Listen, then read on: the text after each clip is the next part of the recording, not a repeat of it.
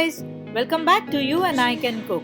I'm back again with yet another recipe, a delicious, flavorful and creamy chicken korma.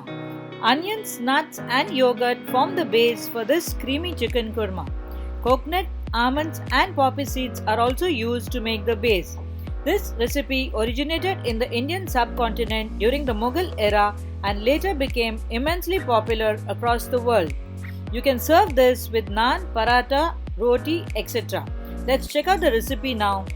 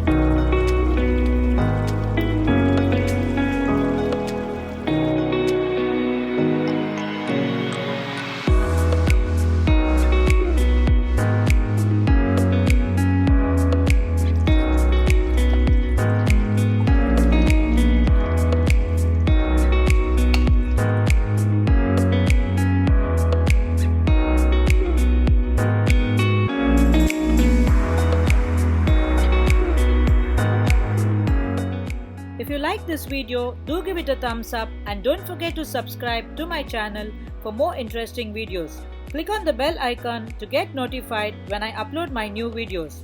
I'll see you again soon in my next video. Thanks for watching.